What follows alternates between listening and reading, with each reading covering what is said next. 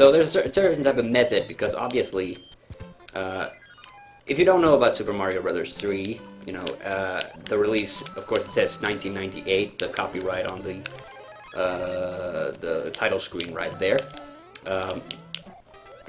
But in a lot of places in the world, it only came out in 1990. And that's because of the debacle with Super Mario Bros. 2. So this game came out in a lot of parts of the world in 1990, which was kind of funny because the Super Nintendo then came out the following year. And the Japanese version of this game originally was for the Famicom disk drive. So it had a save game, which of course the cartridge version did not have. You know, they did have, you know, the battery back save for Zelda and games like that, but for some reason they didn't have it for this. And so, I gotta get the star. I love that he kind of rolls around like that. That makes me think of Sonic a little bit, even though Sonic definitely had not come out when this game came out. This is so crazy, that's so funny. Still haven't gotten a lot of extra lives, basically because I screwed up that first level. When I went up to the clouds, I didn't get all the coins. Pick a box, its contents will help you on your way. I always go for the central one. It's not, you know, it's randomized. Also, you can tell totally that these are just the small chests kind of scaled up. That's kind of a little sloppy graphics there. I always like this. I always like this big Mario that we see here. Okay, let's see if I can make this work. No. Damn it. This was funny. This is kind of my first introduction to mini-games. Never really had mini-games in video games before this, or ones that I really know about. This is a creepy-ass level, and I never understood if this is supposed to be...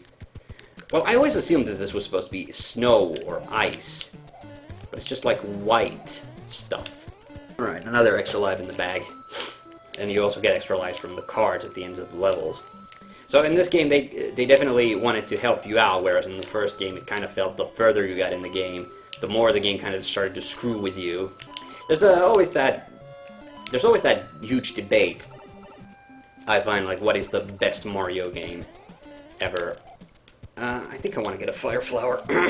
Even though flying is cool and everything, the Fire Flower has always been my favorite power-up. Probably because, you know, I have such fond memories of Super Mario Bros. 1, and in that game this was the only power-up. Well, except the Starman, but the Starman doesn't really count because it's only temporary. Which is kind of ironic because that's what the Fire Flower now is. Yes, I got all the stars. Extra lives galore. How many do I get? 5, isn't it? Yes, 5 up. So there's always like a big debate about what is the best Mario game, and I find, and most of the time it comes down to this game and Super Mario World. And I'm a bit of an oddball out on that, because my favorite Mario game, of course, is Super Mario 64. Always has been, ever since it came out. I know there's coins here, but I'm not gonna bother getting them. I gotta remember the jump, though. Yeah, the Tanuki power-up is definitely, well, any power-up that lets you float, get more hang time so that the jumps don't have to be so precise like that always is very useful. But yeah, my favorite game has always been Super Mario 64. But when it comes to the debate over this game and Super Mario World, you know, for me it's no competition. It's this game, hands down. It's always been my favorite of the 2D Mario games. The only thing about when it comes to Super Mario World, well, it's definitely more varied, and the levels are definitely more interesting. But I like the fact that you just kind of gather up superpowers and you can use them on later levels. And I think that's just a cool feature, and that's something that I really like that they brought back in the new Super Mario Brothers games. This sideways one, they shoot bullet bills. Really love bullet bills. Just a classic. So, you know, whether you like Super Mario World or whether you like this game better, really up to a matter of personal taste, because the thing is, the only reason Super Mario World isn't as, it just didn't have the wow factor that this game had for me, because I played it relatively late. You know, my Super Nintendo era was very short. Like, I got my SNES like on Christmas of '94, so we were only a couple of years before the N64 was gonna come out, and that just kind of blew my balls off because it was such an awesome system. So it just never had the wow factor, and there are other games on the Super Nintendo that I liked even more, like Donkey Kong Country and especially Donkey Kong Country 2, but Yoshi's Island. So Super Mario World just never had that wow factor. It's a great game, I love it, and I've played it all the way through, but it's just that this game just had a lot more impact for me as a kid. So actually, like in the story of this game, the princess isn't captured yet, actually. He's only captured at when you complete World 7. Although, because it was the plot of the first game as well, like I always just assumed that the princess was captured. And you're just going around saving these kings. It's just a complete side mission to what you're doing. We're already in the desert world, too. Haven't barely gotten through my freaking stories about this game. Like, this was a big game. This game was a big deal when it came out. And that's the funny thing. Like, as a kid, like I didn't even know a lot of people that talked a lot about Super Mario World.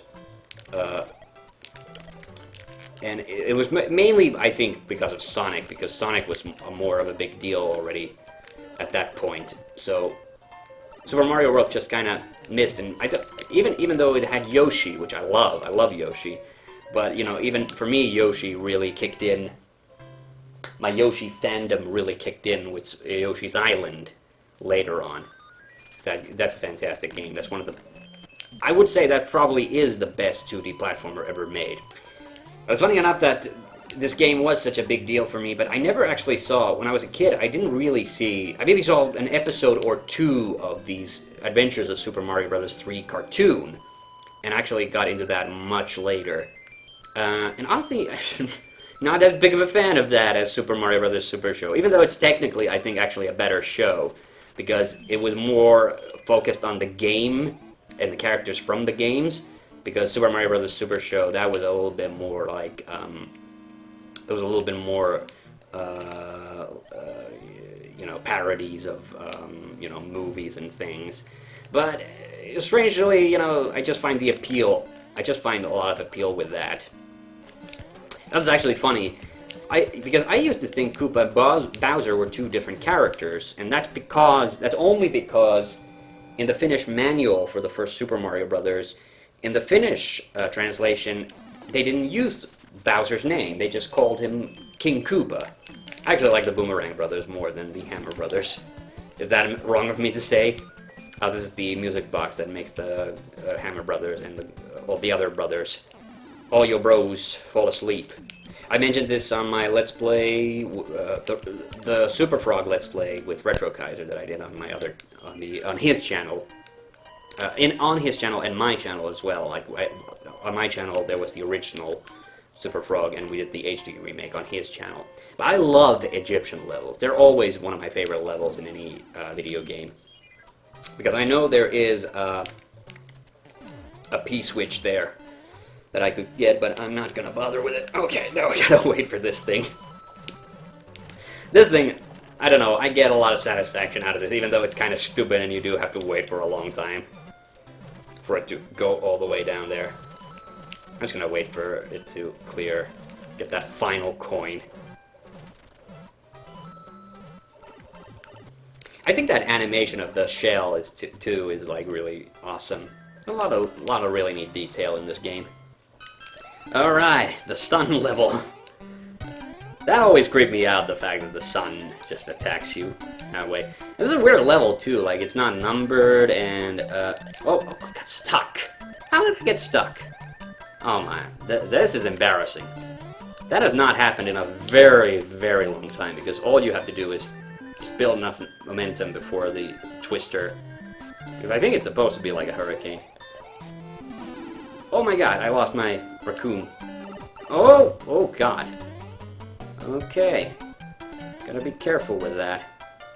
Okay, there's the finish line. I killed the sun. Now everyone's gonna freeze to death. Mario's such an asshole. No, it's the card game again. I always thought that was kind of weird too, that there's now different color Goombas. Because that's kind of a weird color for a Goomba. I always imagined the Goombas always from the first game as being, you know, a little brownish. I do have to say about Super Mario World, one feature that I think is really cool about Super Mario World is that you actually carry 2 items with you, and you can switch between them during the level, which that I think is a really cool power, a really cool feature, and that isn't in this game. Generally, when it comes, and like I said, I like Super Mario 64 is my favorite Mario game, but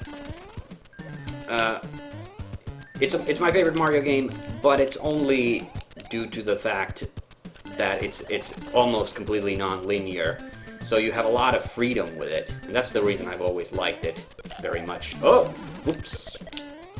Well, I didn't mean to do that, but luckily I can do this. But, you know, if you want me to be perfectly honest, when it comes to 3D versus 2D Marios, in my personal opinion, the 2D Marios are always superior. Like, just hands down. Like, every time they come out with a traditional Mario game, it's always way better than... that's the thing, and it's not that... every 3D Mario has things about it that I really like. So, for instance, Super Mario Sunshine, for instance, like, it's beautiful. It's got beautiful graphics. It's got great music. It's got voice acting, which I really like, which I really dig. Like, fucking, where's that Nintendo? Where's that the freaking voice acting that like every other gaming company and every other freaking game has it, but not, you know, not. But then, you know, every 3D Mario game then has stuff that really freaking annoys me, and with Sunshine, it's definitely the gameplay. In Super Mario Galaxy, it's a beautiful game. It's got a creative level design. But it's got like absolutely terrible camera controls. Super Mario Galaxy 2 is way better camera controls. I would say Super Mario Galaxy 2 is probably my second favorite Mario game, 3D Mario game. But you know, ask me whether to play just any old 3D or 2D Mario game, and I will pick the 2D Mario games over them any day of the week. And that's the thing I was about to say, that my favorite is Super Mario Brothers 3. I really like Super Mario World 2, and I recognize the people who say who think that that's the best Mario game. Like, it's perfectly justified. I think that's an awesome game. But adding to that, I think New Super Mario Brothers U might also be now in that same category, because that is a fantastic Mario game. I loved it. It's probably it's easily, and I know this sounds terrible to say, but it's actually probably the best game on the Wii U that I own. And I own Wind Waker HD, so that's high praise. You know that's high praise. I also like Wind Waker quite a lot. Wind Waker, Ocarina of Time, Majora's Mask are like my 3 favorite Zelda games. Oh, here's the family of bloopers that you can murder. Oh, that's so sad. But these things, oh god, the bloopers. Now they actually look cute, but in the original Super Mario Brothers, they're fucking terrifying because they're just as big as you. I don't know, is it just me, or does anyone else look at those spiral clouds? Well, they're not on screen anymore. Does anyone else look at those spiral clouds and think of like onions, like cut up onions? Because that's what they always look like to me, and I never liked that, because as a kid I hated onions.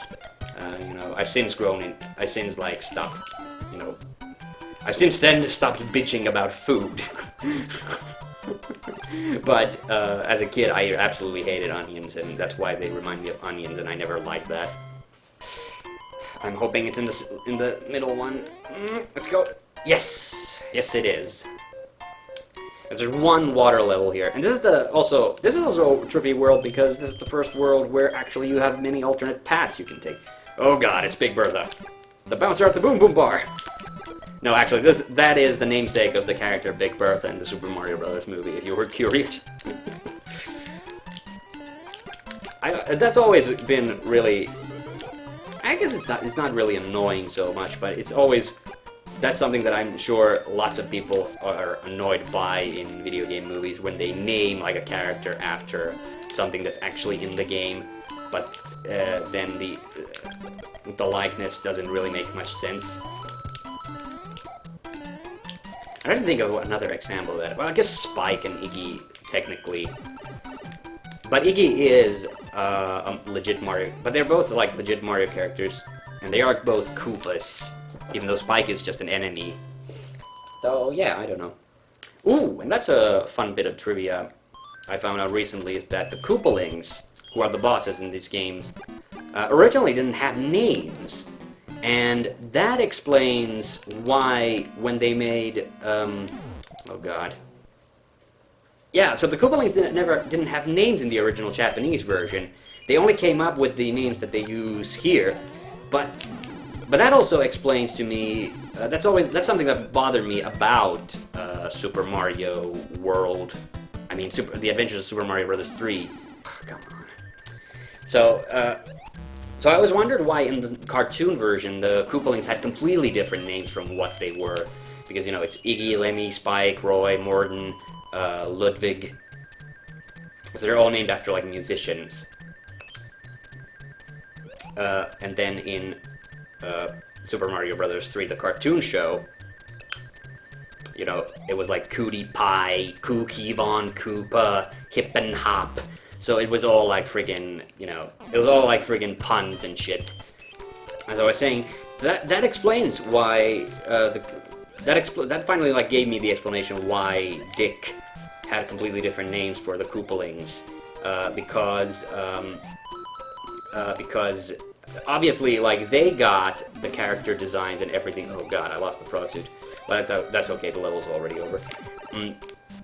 Because they obviously must have gotten those designs directly from Nintendo, whereas Nintendo of Japan, whereas Nintendo of America is the one who came up with the names of those characters.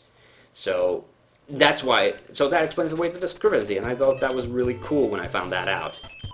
I used to think that there was a way to get those bridges to go up, and you would basically be stuck on this dinky little island, but I guess it's not really possible because they only alternate when you beat a level.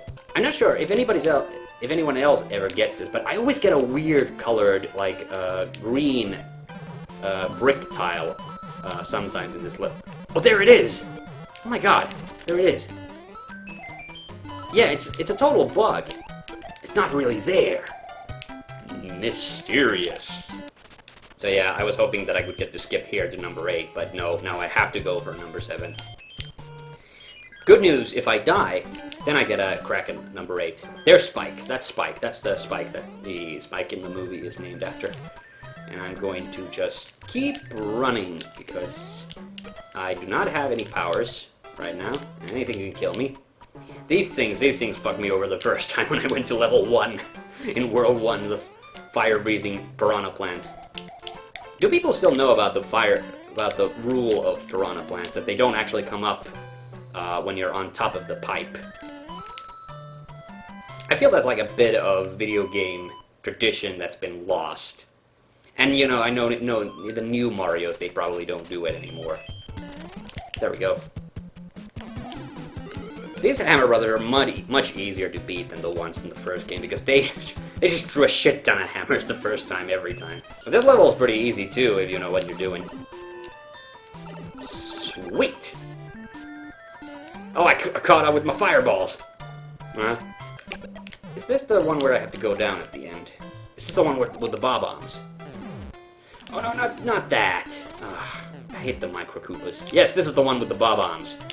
So yeah, this is weird, like Bob-ombs, because Bob-ombs made a debut in the original, or not the original, well, they made their debut in Doki Doki Panic, which of course is the Western Mario 2, but it wasn't a Mario game to begin with.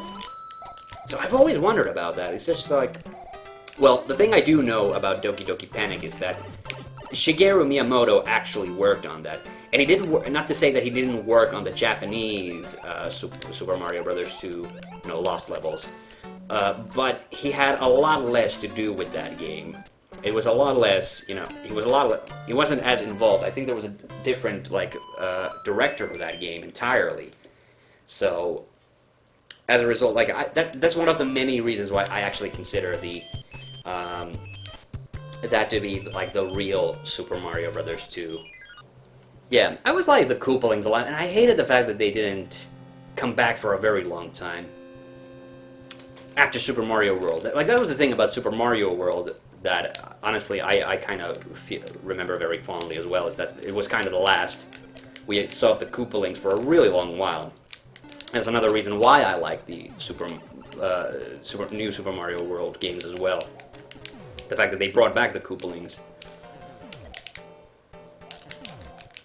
Even though, you know, I suppose they were just kind of decanonizing it for a while. I hate that word, decanonize. Honestly, like, I hate any kind of canon discussion that we have, like, unless it's, like, about clearing up the canon. Like, if there's, like, too many things that don't make sense, if it's, like, that kind of straightforwarding of the canon, like, that's always cool by me. But I don't like the word decanonize. I don't like it, like, as if it never existed. Because I don't believe in that bullshit about, like, erasing something from, you know, a franchise. Or I will heavily protest it, you know, because good or bad, it happened and you can't erase the past. I always keep thinking, but Morton doesn't shake the room when he jumps, does he? That's Roy. Roy and Ludwig do it in this game. But I think he did. I do think Morton did do it in the second Super Mario World. This fucking king looks like he actually could be, like, related to Mario. Oh, my favorite thing about this is Toad, like, hey, hey, do, do, do, hey, hey, do, do, do. The funny part about that is that I only know that that's the melody, or I found out, I found that out because of the Legend of Zelda cartoon, because the episode, because the episode Sing for the Unicorn, because that's the episode where Link uses that whistle, and when I heard it, I realized, oh crap, that's the friggin' magic whistle theme from Super Mario Bros. 3. But Jesus. Why do I keep screwing up that jump? I should be able to get on that pipe, but, okay, apparently not. Fuck. This is the level that... I got the worst power-up for this level, too.